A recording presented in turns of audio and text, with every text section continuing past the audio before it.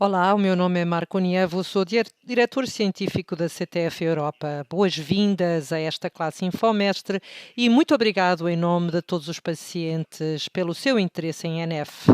Antes de começarmos com as informações concretas, quero dar-lhe instruções sobre perguntas e respostas.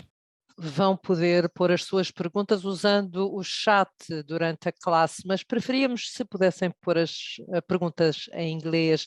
Se tiverem dificuldade, nós sugerimos que use tradutores online, como por exemplo o Google Translate, antes de pô-las no chat box.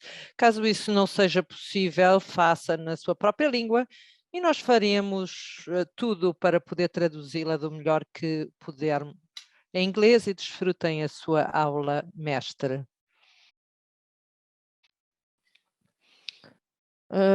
Bom dia pela oportunidade de poder apresentar o webinar sobre neurofibromatose da perspectiva pediátrica.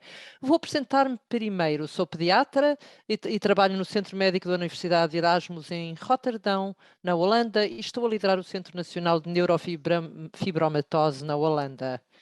Eis, estes são os meus conflitos de interesse.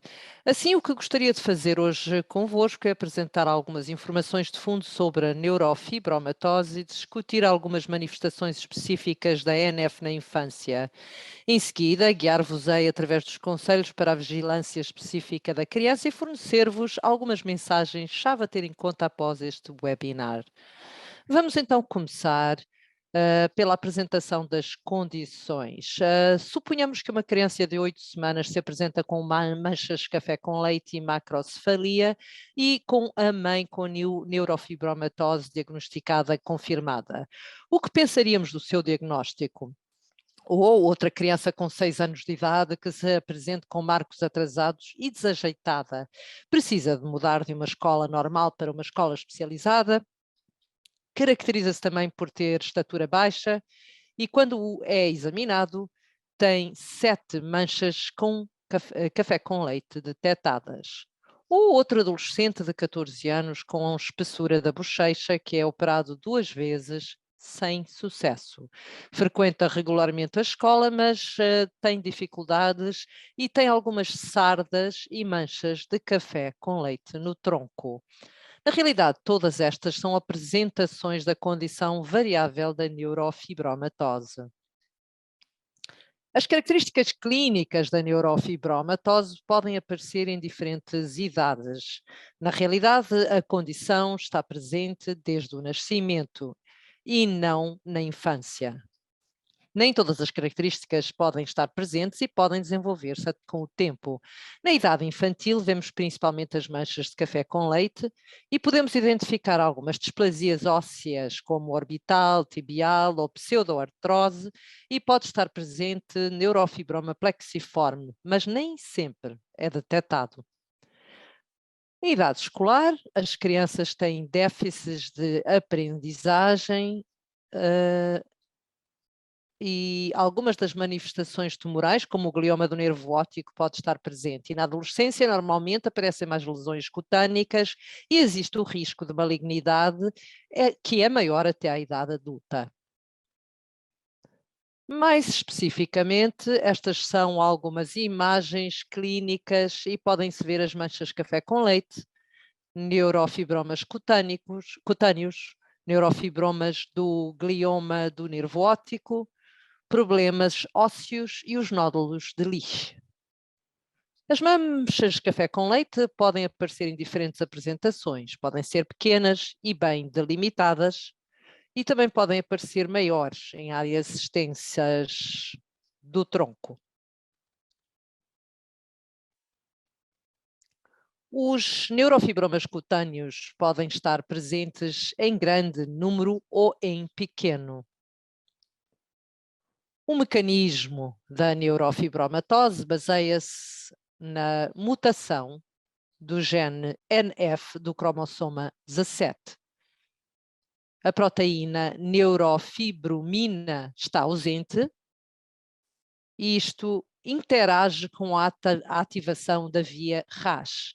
Sem este inibidor, a via é mais ativada, levando a um aumento do crescimento celular e a uma mudança na sobrevivência celular.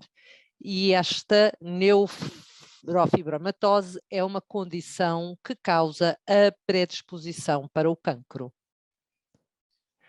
Nem todas as máculas de café com leite indicam um diagnóstico de NF1. É bom saber que 1 a 2 manchas aparecem em 10% da população normal e, por outro lado, as crianças com NF podem desenvolver sintomas cutâneos até à idade de 7 ou 6 anos, pelo que mesmo uma criança com apenas algumas manchas pode estar em risco de contrair NF. Existem também outras condições caracterizadas pelas máculas de café com leite e é bom mantê-las presentes também no diagnóstico diferencial. Condições como Leopardo, Noonan, McCune, Albright, piebaldismo ou mesmo cromossoma do anel, muito raro. Alguns diagnósticos podem ser mais importantes de detectar, como as síndromes de reparação de ADN e NF2, com maior risco de malignidades, que também apresentam máculas de café com leite. Para além das características regulares, é bom também procurar características menores na NF1. Dizemos sempre que os pacientes com NF1 podem parecer-se uns com os outros. Pelas crianças com NF1 podem apresentar macrocefalia, hipertelorismo, que é aquele espaço mais largo entre os olhos, têm hipermobilidade e tónus muscular reduzido, apresentam anomalias torácicas, talvez pequenas para a idade, e apresentam problemas de aprendizagem e comportamento. Mesmo estas características não estão incluídas nas características reais para definir o diagnóstico, mas podem ajudá-lo a considerar o risco para a presença desta doença. Passemos então a algumas manifestações mais específicas na NF1. Uma manifestação importante na infância é a presença de glioma de grau inferior e, em particular, o glioma do nervo óptico. Assim, as crianças com NF1 apresentam cerca de 15 a 20% delas glioma do nervo óptico e, geralmente, isto está presente entre os 0 e os 6 anos de idade. Apenas uma minoria mostra crescimento na ressonância magnética e destas cerca de metade sofre de perda de visão, proptose, sinais endócrinos como a puberdade, pré-puberdade ou o aparecimento de sintomas diencefálicos. Apenas uma pequena parte do glioma de baixo grau na NF não é OPG, ou seja, glioma do nervo óptico, como demonstrado por esta imagem. Da perspectiva de toda a população de glioma do nervo óptico, que constituem 1% dos neoplasmas do sistema nervoso central, em geral, um glioma da via óptica aparece em 5% de todas as crianças, mas os pacientes NF1 constituem 60% dos pacientes OPG, 80% mais novos de que 10 anos de idade. Em geral, a idade média é de 8,88 anos, mas aparece mais cedo nos doentes com NF. A maioria é assintomática e a parte que é progressiva é geralmente do sexo feminino, tem sintomas abaixo dos 2 anos de idade e tem um tumor para além do quiasma, ou seja, pelo que os olhos perto do quiasma, os tumores que aparecem para além do quiasma, ou seja, afastados, estão associados a uma condição mais progressiva. Por isto, este slide apresenta-lhe os principais procedimentos de diagnóstico do glioma da via óptica. Dado o elevado risco de glioma da via óptica, aconselhamos o rastreio regular da visão para testar os campos de visão. Existe uma nova técnica, a tomografia de coerência óptica, para detectar alterações na retina e no nervo. A ressonância magnética é a pedra angular para o diagnóstico do glioma da via óptica, mas os resultados devem ser integrados em relação aos efeitos na visão. E é bom saber que a maioria é um astrocitoma pilocitário, pelo que não aconselhamos a biópsia.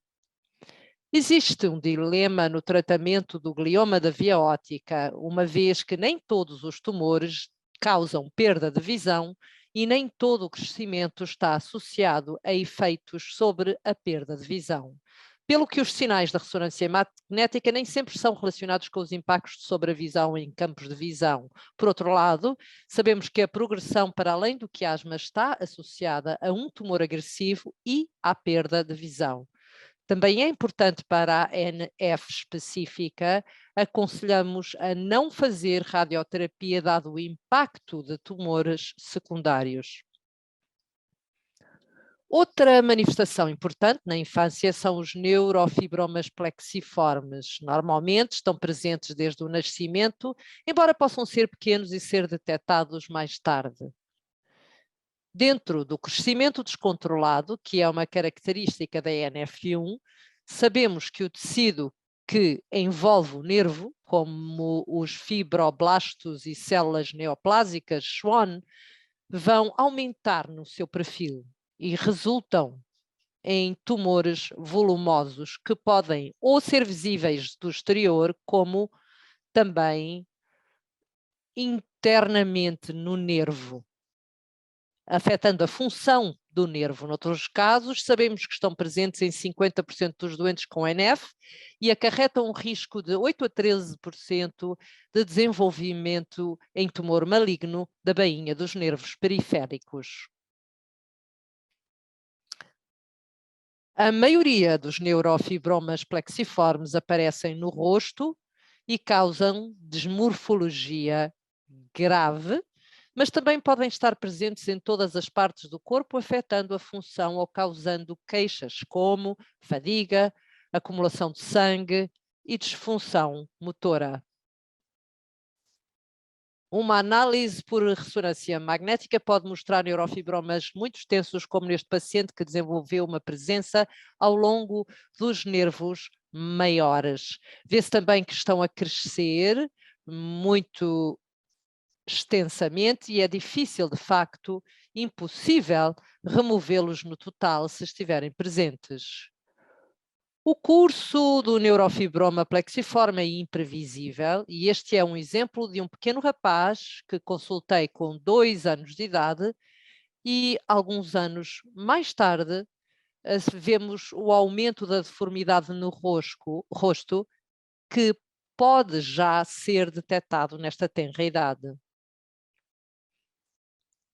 Estes são os resultados de vários estudos sobre o crescimento de neurofibromas plexiformes em idade e, em geral, assumimos que o crescimento é o mais elevado em crianças pequenas. Por outro lado, vemos também que em algumas idades mais velhas há um crescimento substancial presente. Uma vez que recentemente existe um tratamento sistémico para os neurofibromas plexiformes, são os inibidores da MEK que atuam na via RAS, que mostraram um efeito admirável com um aumento da sobrevivência sem progressão, tratando pacientes com inibidores de MEK em comparação com a história natural, com o histórico natural, e isto resultou recentemente na aprovação pela FDA, Food and Drug Administration, e da EMA para o medicamento, embora na Europa não esteja disponível em todos os países. Vamos ver agora outros sintomas clínicos na NF. Podem ter sintomas endócrinos, em particular estatura baixa, numa pequena parte, que está relacionada com o déficit normal do crescimento. Não todos, mas também tem a ver com a composição corporal. Pelo que normalmente os pacientes com NF têm pernas mais curtas do que o tronco. E há uma parte dos pacientes que mostram uma puberdade precoce. Esta condição pode estar relacionada com a presença de glioma do nervo óptico, mas nem sempre. É bom então manter o foco no crescimento e na puberdade durante os controlos regulares. Os defeitos ósseos estão presentes frequentemente e constituem escoliose, mas também poderá ser displasia óssea congénita, principalmente da tíbia ou displasia esfenoide, e vou apresentar-vos algumas cifras, por isto aqui temos a escoliose, por exemplo, e aqui temos a displasia óssea. A displasia esfenoide é a ausência do osso esfenoide na órbita e que resulta num posicionamento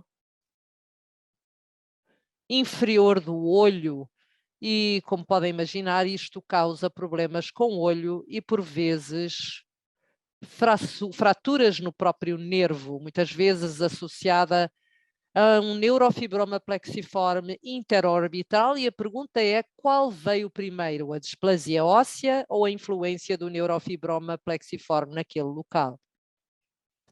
Com a escoliose, por vezes, vemos a presença real de displasia das vértebras. Por outro lado, é também devido à hipertonia da criança que resulta em escoliose. Este é um exemplo da displasia da tíbia.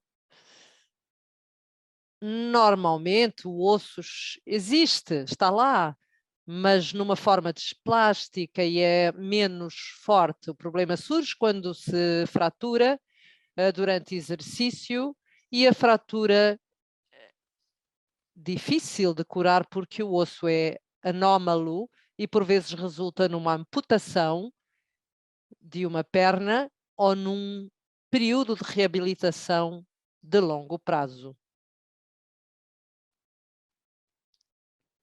Outro grande problema na NF1 são os problemas cognitivos. Sabemos que o coeficiente de inteligência médio em crianças ou em certos adultos com NF é desviado para a esquerda, para uma média de 85 até 90.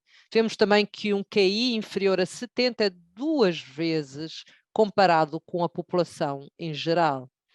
Em geral, dizemos que a maioria das crianças com NF1 precisa de apoio especial durante a idade escolar e que, de facto, nos Países Baixos observamos que 40% precisam de educação especial, 3/4 estão um ano ou mais atrasados e 85% necessitam de uma espécie de ensino de recuperação. Os problemas de atenção estão frequentes em cerca de 70%, mas o verdadeiro diagnóstico de transtorno do déficit de atenção em cerca de 40%. Depois temos problemas nas tarefas visuais, memória, problemas no funcionamento executivo, como o controle de impulsos, funcionamento social, pensamento lógico. O autismo está presente numa frequência mais elevada, mas também problemas motores, problemas de fala e fadiga devido à redução do tónus muscular, então, estão frequentemente presentes. Também compreendemos que se tiver um QI com um desvio um pouco para a esquerda, como o QU de 90, mas é combinado com algumas das características do transtorno do déficit de atenção e tem dificuldades no funcionamento executivo, isto afeta substancialmente o seu desempenho escolar, pelo que é bom avaliar todos os problemas como um todo e não se concentrar num diagnóstico correto, específico, como o transtorno do déficit de atenção. A linha vermelha mostra o QI médio.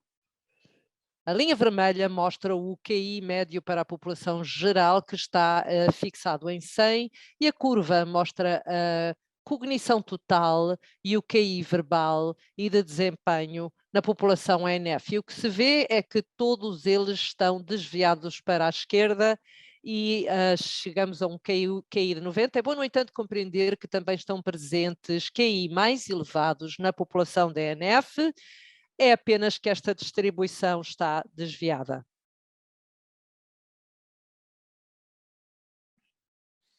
Este é um exemplo dos efeitos da aprendizagem espacial visual deficiente na NF. Muitas vezes testamos isto pedindo para copiar essa figura ou com ela à vista ou não. Então, imaginem que lhe peçam para copiar essa figura sem vê-la. Normalmente começamos a copiar primeiro os contornos gerais e depois preenchemos os detalhes. Contudo, os pacientes com NF acabam por chegar a essa figura, mas não têm uma visão geral. Começam com todos os detalhes da figura e chegam à figura final. Esse fato ajuda a compreender um pouco qual é o problema nessa condição. Passemos aos conselhos de vigilância para crianças com NF. Temos de lidar com um fenótipo incompleto, mas também com um futuro incerto. Nessa fase jovem, as mudanças são rápidas. As crianças têm um desenvolvimento cognitivo e marcos importantes, mas também uma mudança na composição corporal e a puberdade. Finalmente, os pais são responsáveis por pedir ajuda e apoiar os seus filhos, mas também são frequentemente afetados pela NF. Em Roterdã, temos a clínica Ancor NF1, onde as crianças são examinadas anualmente por um pediatra, um neurologista infantil e um oftalmologista. Após os 10 anos de idade, os exames são semestrais. Um geneticista está sempre presente para aconselhar os pais e realizamos uma avaliação neuropsicológica nas idades padronizadas. Um geneticista está sempre presente para aconselhar os pais e realizamos uma avaliação neuropsicológica nas idades padronizadas aos 3 anos, por volta dos 6 anos, 11 e 15 anos. Essas são as idades-chave em que as crianças normalmente mudam para tipos diferentes de escola. Restam talvez algumas questões sobre o que fazer com o monitoramento de imagens. Em geral, dizemos que devemos fazê-lo apenas por indicação. Um exemplo é que a técnica de RM de corpo inteiro está mais prevalente e, como sabemos que os neurofibromas internos estão presentes em 50% dos casos de NF, e que a carga tumoral é preditiva para o risco de tumores malignos da bainha dos nervos periféricos na idade adulta, podemos dizer que é uma técnica valiosa. Por outro lado, vemos que esses riscos estão mais presentes nos adultos, portanto, uma ressonância magnética de corpo inteiro não está incluída numa abordagem geral na infância e pode ser considerada na adolescência. Sabemos que há centros que monitoram crianças regularmente com RM craniana para detectar glioma do nervo óptico, mas a questão é o que fazer com observações de glioma do nervo óptico estável, sem sintomas. E expliquei também que a escolha da terapia depende dos sintomas.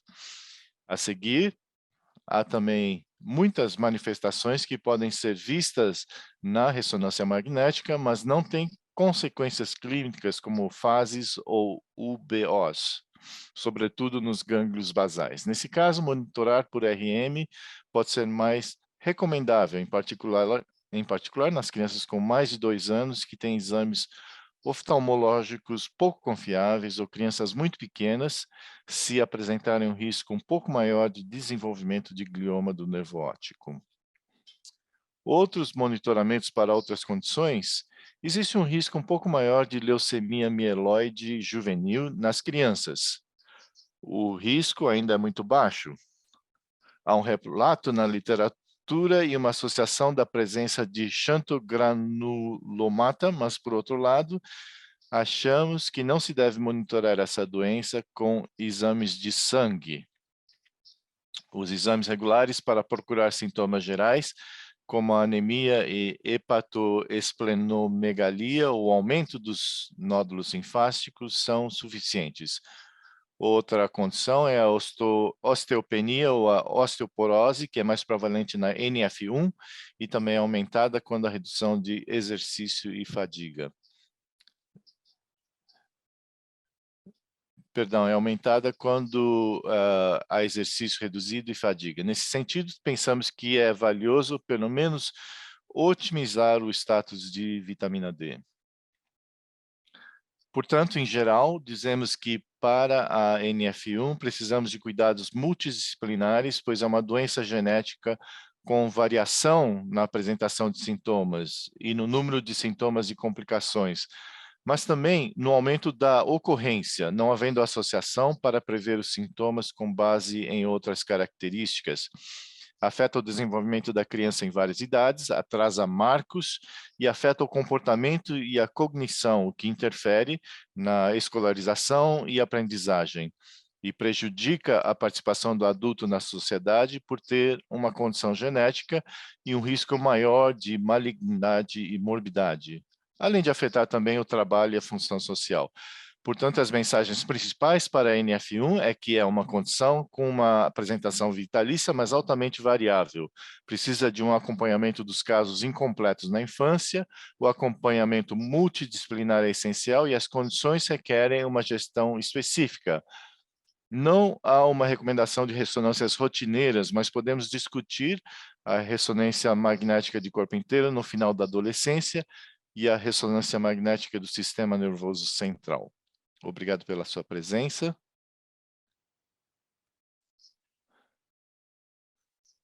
E também gostaria de agradecer a colaboração dos meus colegas do nosso centro local, mas também de outras instituições nacionais e internacionais. Estou disponível para responder a algumas perguntas.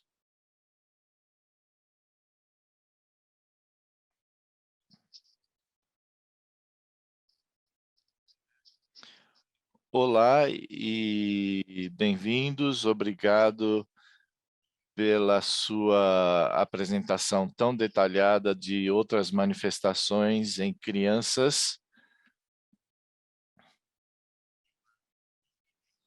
A senhora está recebendo muitos agradecimentos no chat, mas eu não vejo nenhuma pergunta específica ainda.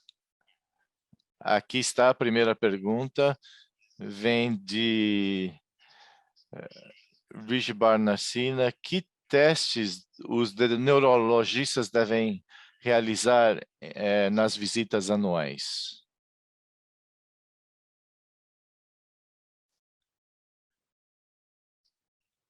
Bem, geralmente fazemos os exames neurológicos de rotina,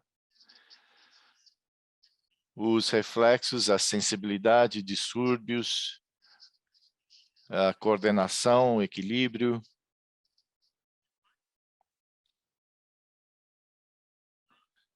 Quando gostaríamos de saber os exames neurológico do nervo, mas creio que está perguntando sobre os exames físicos. Outra pergunta do Camis Lopes: que tipo de terapia, fisicoterapia é necessária depois de tudo isso? Bem, devo dizer primeiramente que a cirurgia é a única opção até agora, mas ela não é realizada com regularidade. Então, a minha resposta não se baseia em um número muito grande de pacientes. A questão principal é se haverá danos no nervo ou nos tecidos à sua volta. Na realidade, a redução do volume, o objetivo é reduzir a fratura. Nesse sentido, o enfoque é mais concentrado na própria recuperação. Não sei exatamente a que está se referindo em terapia de apoio, a não ser que a expectativa seja de danos.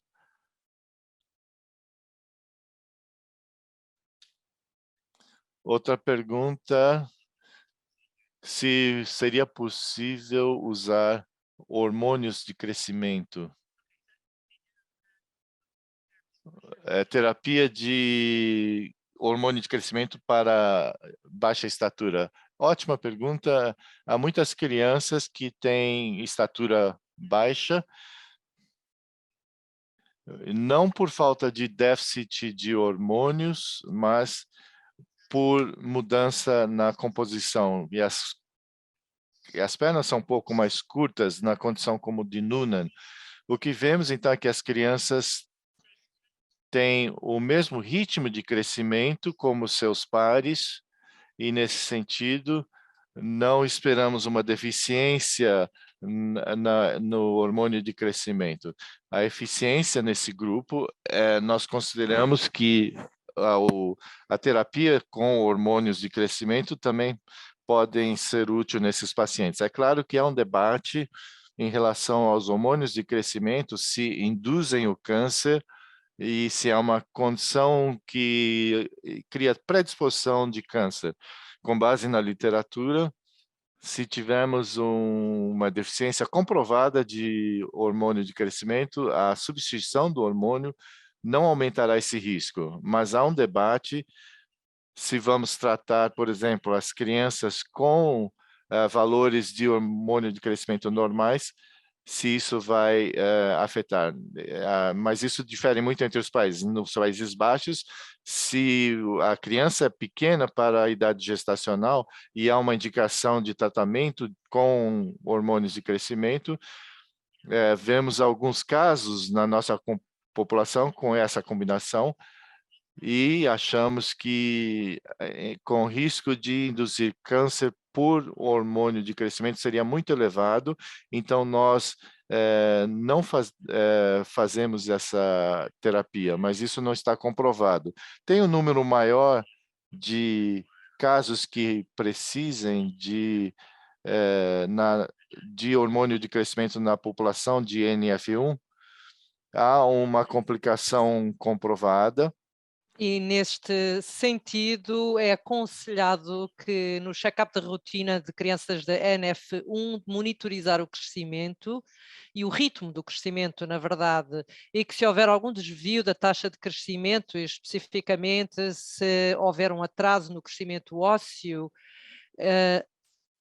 fazemos então investigações para ver se há ou não deficiência hormonal. É, portanto, sim, um aspecto relacionado com monitorização. Da Sandra Tuel, faz alguma análise genética em crianças de idade muito para verificar se há máculas café com leite, ou espera até haver critérios secundários? Depende. Em primeiro lugar, se um dos pais tem uma mutação comprovada, então a discussão não é difícil. E os pais muitas vezes pedem para que o teste seja feito, mas se a criança for a primeira na família a ter esta condição, ou seja, não houver uma mutação conhecida, depende. Normalmente,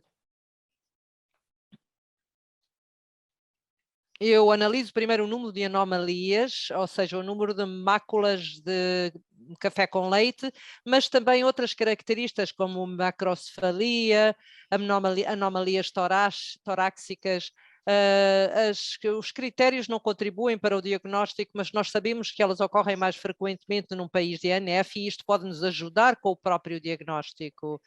O terceiro critério para considerar para o diagnóstico é qual é a pergunta para o cuidado do paciente ou dos pais. Se houver uma criança que está a desenvolver de uma forma diferente de uma criança normal, temos então que nos perguntar porquê que esta criança tem este tipo de desenvolvimento.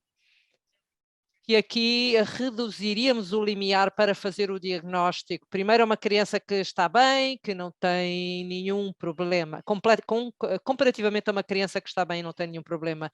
Mas se nós não fizermos esses testes diagnósticos, temos que ter então um período de acompanhamento e eu normalmente recomendo que essas crianças sejam monitorizadas até aos 6. É importante considerar também que um resultado ADN negativo não exclui o diagnóstico de NF, porque temos 5% dos pacientes de NF que não são possíveis diagnosticar pelo ADN. Então temos que decidir, antes de decidir de testar, qual será o acompanhamento que será feito, qual é o nível de suspeita do diagnóstico. Eu, antes de fazer um plano, é que eu tomo esta decisão para depois poder saber se fazer o teste e aqueles resultados muda a minha abordagem. E eu discuto isto com os pais, claro, e talvez isto pode até mudar a nossa decisão em casos mais simples. Muito obrigada. Temos outra pergunta relacionada com o acompanhamento do René Sudan, que é uma boa pergunta. Por que é que todos os países têm métodos diferentes de acompanhamento?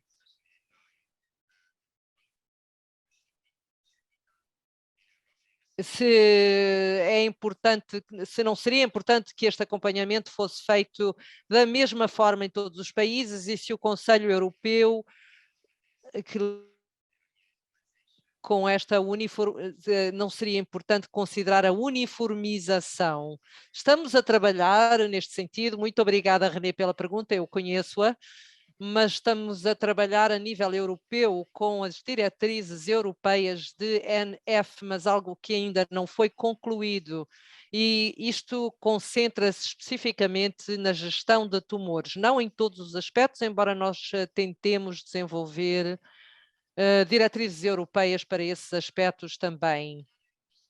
Outro problema que eu penso ser importante, ou outra questão, é que as diretrizes ou a frequência do acompanhamento depende também de com que facilidade os pacientes têm acesso e a que tipo de plano de saúde ou programa de saúde eles têm acesso. Se eles têm visitas controladas, é importante identificar se os pacientes têm acesso fácil em caso de urgência ou se é difícil para eles terem acesso a estas equipas de NF. Haverá então variação entre os países devido aos cuidados sanitários de cada país. Depois temos vários comentários relacionados com o MPNST, os tumores malignos da bainha do nervo periférico. João Passos menciona que teve um caso recente de uma criança de 11 anos com MPSNT, e ele pergunta se um diagnóstico precoce poderia ter mudado o desfecho terrível de falecimento, de óbito neste caso, e que agora eles estão a fazer ressonância magnética de corpo inteiro em todos os pacientes. Eu devo admitir que eu sou pediatra e os pacientes pediátricos, nós não vemos frequentemente óbito nestes pacientes, embora aconteça, não acontece muito frequentemente, mas ainda ocorre, e é bom mencionar o que o João mencionou, motivo pelo qual nós sempre procuramos sinais alarmantes e instruímos os pais imediatamente. Esta ressonância magnética, este ponto é um pouco difícil. Em primeiro lugar, temos prova de que a carga tumoral no corpo, não particularmente esta RM de todo o corpo é para detectar a carga tumoral e não a presença de MPSNT. Nós sabemos que na idade adolescente a carga tumoral até 80 é comprovada para o desenvolvimento de MPSNT na idade adulta ou na idade mais velha, ou seja, não há diferença entre a detecção ou avaliação da carga de tumor e a presença de MPSNT na infância. O próximo passo é que o RM de corpo inteiro necessita de espessuras suficientemente espessas, de caso contrário não é detectado, então não é garantido que uma RM detecte, mesmo que seja feita precocemente. Na verdade, este RM de corpo inteiro nunca dá imagens suficientes para determinar por si só ou diferenciar entre o MPSNT ou um neurofibroma plexiforme. São então considerações, quando eu voltar a discutir com o meu grupo relativamente às diretrizes, com o meu grupo que eu estava a falar, nós não colocamos a ressonância magnética de corpo inteiro como elemento essencial para a monitorização na infância. E a dificuldade é sempre que é bom estar ciente destes casos, que as pessoas vivem, na verdade, a detecção, às vezes, poderia ter sido feita mais precocemente, mas não tenho uma resposta direta sobre isso. Eu espero que eu tenha, pelo menos, dado uma certa perspectiva. Jennifer, gostaria de saber o que com os pais que eles devem estar alerta e reportarem para a detecção precoce do MPNST, o que diz aos pais que têm. Outra pergunta interessante, porque no nosso grupo europeu há um debate se devemos ou não instruir os pais sobre os sinais alarmantes de MPNST se ocorrerem, porque eles ocorrem muito raramente nas crianças. Será que estamos a alarmá-los ou será que estamos a instruí-los adequadamente? Não sei. Por outro lado, as complicações nunca ocorrem quando os pais estão informados, mas talvez nos intervalos entre duas visitas de rotina. Então eu acho, na minha opinião, que é bom instruir os pais e neste sentido faz parte também desta instrução garantir que eles cumprem estas datas de acompanhamento para explicar o que são estes alertas nas consultas. Para o MPNST ou para o desenvolvimento de plexiforme desenvolver-se em MPNST, os sintomas são dor, e não apenas uma dor durante um curto prazo de tempo, mas persistente, que não pode ser explicável por motivos comuns, e uma mudança na textura do tumor ou um crescimento muito rápido. Mas todos nós também vemos que se nós instruirmos os pais desta forma, que eles nos contactam por estes motivos frequentemente e nós podemos depois avaliá-los e eles depois muitas vezes não têm um sinal concreto da malignidade, mas monitorizar esta condição é difícil. Há um risco e nós sabemos que o risco é aumentado. Então os fatores de risco que eu mencionei poderão ser úteis e é bom verificar com os pais ou com os próprios pacientes se eles entendem estes fatores de riscos, o que devem procurar e como é que eles entendem e como é que eles devem, na verdade, ser aplicados. Outra pergunta de Marek Awaki, relativamente aos RMs de corpo inteiro. Ele diz que é muito pouco confiável, mas que pode perder, na verdade, nem ver tumores pequenos e não nos dar nenhuma visão específica e precisa. Por outro lado,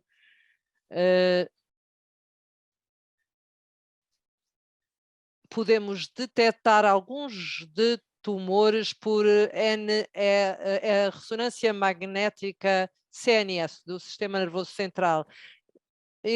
Qual é a sua visão de fazer então ressonâncias magnéticas em áreas de foco, em vez de fazer no corpo inteiro? Eu concordo e penso que é um bom sumário da conversa que tivemos no grupo europeu e eu concordo. O rastreio em infância de corpo inteiro, nós, na verdade, focamos em sintomas específicos durante o exame físico e quadro do paciente e fazemos os específicos ou focados para partes do corpo em mais detalhe, se temos uma suspeita elevada.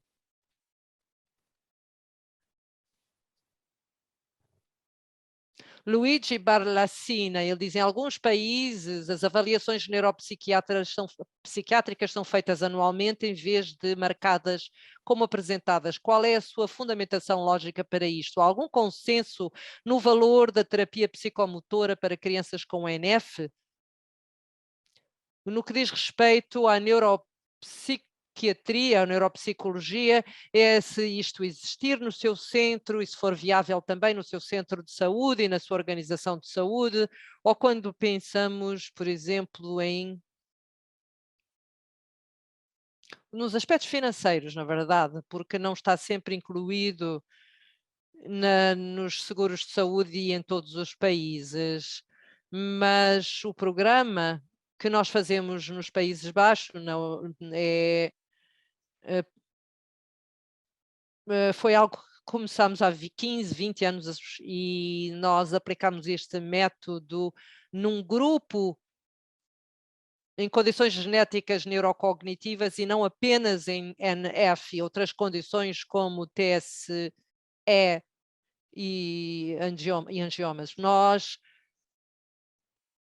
Nós mantivemos isto porque estes são os anos, a idade em que as crianças mudam para diferentes tipos de escolas, por exemplo, até aos 3 anos é o ensino primário, depois ingressam 2 anos mais tarde numa fase de maior aprendizagem, muitas vezes onde são identificadas estas deficiências de aprendizagem, e 11 e 12 quando elas passam para o ensino secundário e depois a idade em que insetam as suas vidas profissionais. Mas claro, fazer estas consultas anuais, a minha resposta é porque não, mas na verdade penso que é na verdade um equilíbrio entre custo-benefício, na verdade, para os pacientes e para a organização. Marek tem outra pergunta sobre RM. Com que frequência fazem RM em crianças quando há suspeita de NPSD com plexiforme atípico confirmado, que ainda não se transformou? Essa é uma pergunta difícil porque, na minha experiência, não tenho esses pacientes nessa situação. Geralmente faço acompanhamento em colaboração estreita com o oncologista e nos Países Baixos isso é centralizar. Então, o oncologista responsável não está no nosso centro. Eu acho que é bom entender que a RM apenas não é suficiente para diferenciar entre tumores malignos e benignos. Então, há também o PET scan, tomografia PET, e além da sua pergunta, eu poderia dizer que qual seria então a precisão da tomografia PET? Eu acho que a combinação dos dois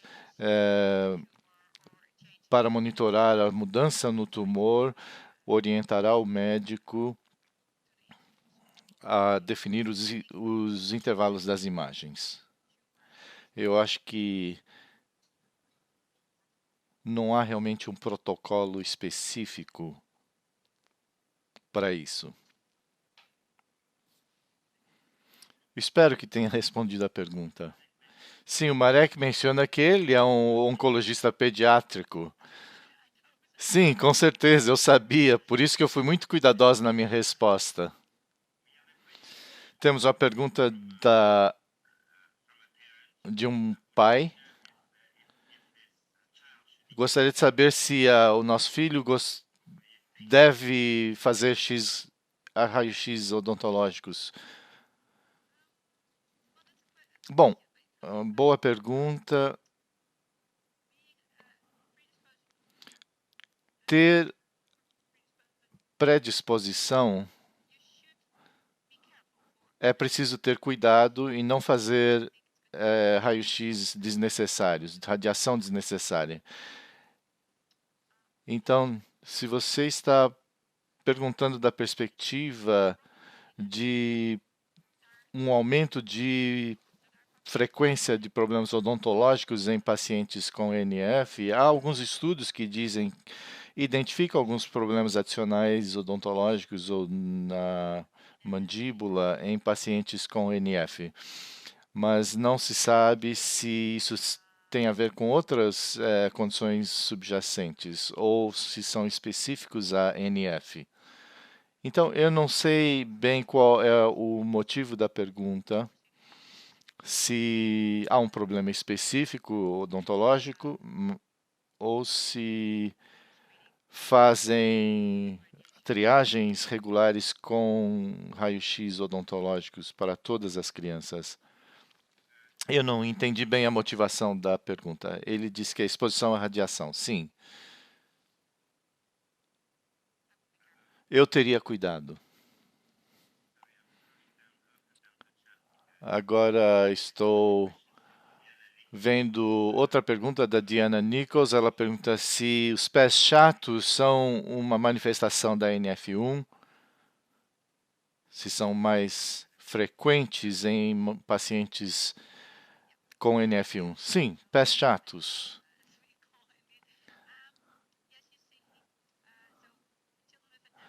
Crianças com NF têm tônus muscular reduzido, o que resulta muitas vezes em hipermobilidade, especialmente em crianças mais jovens, até a adolescência. Sempre vemos uma frequência maior de pés chatos. O problema é sempre o que fazer a esse respeito.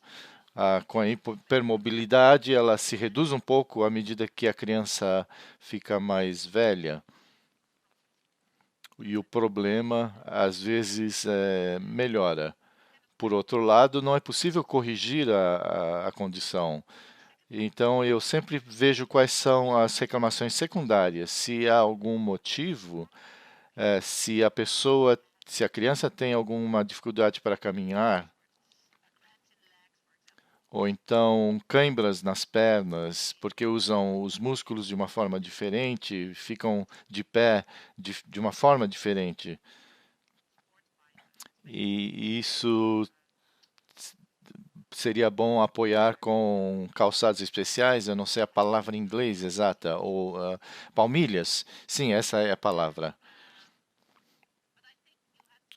Eu acho que não devemos tentar corrigir o problema, mas sim procurar quais são as reclamações e o que posso fazer com essas reclamações e com uma intervenção, em vez de tentar corrigir o problema em si. Há várias perguntas e agradecimentos. Temos uma outra pergunta de Oriá Mustafabi. Alguma recomendação para avaliar e monitorar eh, condições como mais raras, como moia e estenoide arterial renal? Sim, esses problemas são mais raros e eu não incluí na minha apresentação. Em primeiro lugar, nós não fazemos a triagem dessas anormalidades em pacientes com ENF.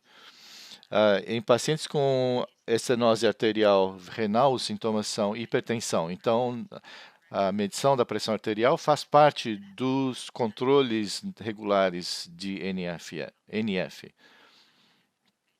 Eu tenho alguns casos em que nós detectamos esse problema ou hipertensão excessiva. Mas há casos de hipertensão essencial nos Países Baixos e não fazemos as ressonâncias do cérebro para detectar moia-moia. Há casos, mas estamos cientes deles, mas não faz parte do nosso protocolo. Não acha outra pergunta do Marek? Como vocês fazem a transição do tratamento pediátrico para o adulto? Muito obrigada pela pergunta. Talvez devamos ter um webinário específico sobre isso. Eu acho que é importante observar que nos Países Baixos o monitoramento e o acompanhamento está bem desenvolvido para crianças, mas acho que nos últimos 10 ou 15 anos está estruturado também para os adultos e nós vemos o problema em mais países. E nos Países Baixos, geralmente fazemos a transição entre 16 e 18 anos, mas isso sempre depende do sistema de saúde, porque em alguns países usam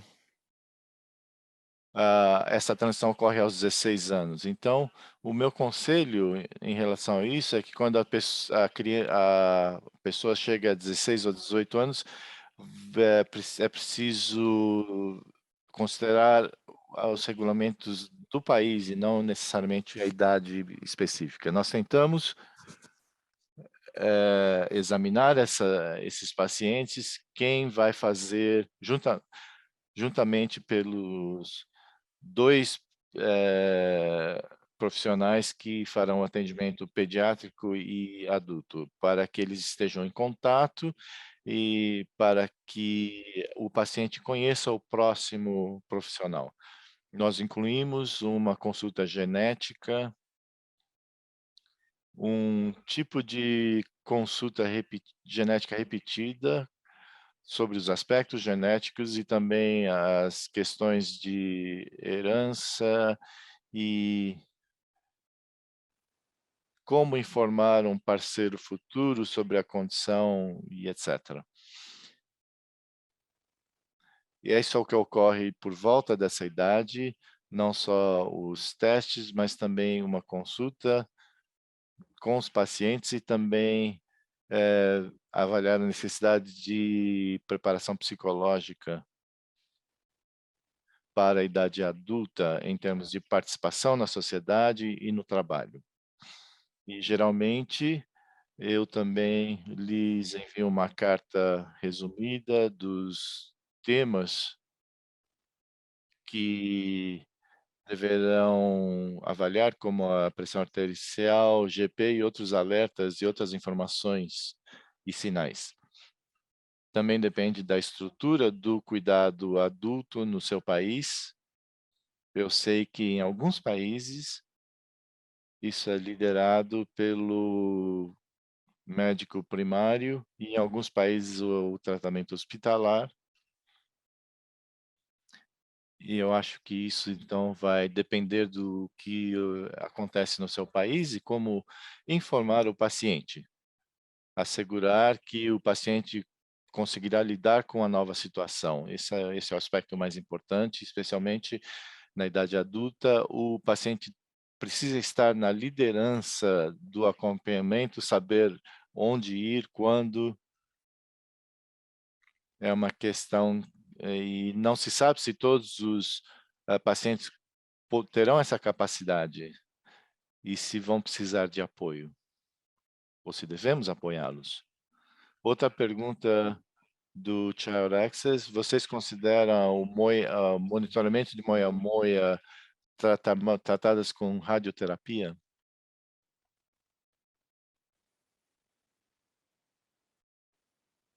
Nós tentamos evitar a radioterapia para pacientes com NF, por causa de tumores secundários.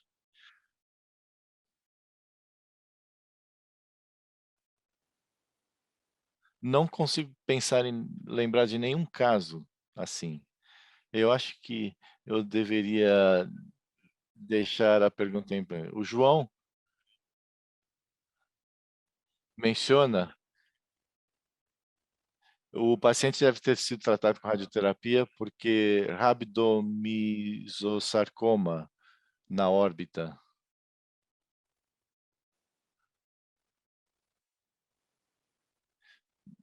Perdão, eu não quis dizer que nunca se deve fazer radioterapia. Eu sei que alguns tumores que precisam da radioterapia, mas é uma boa consideração que, às vezes, um tratamento específico pode induzir complicações secundárias e o senhor provavelmente está ciente disso.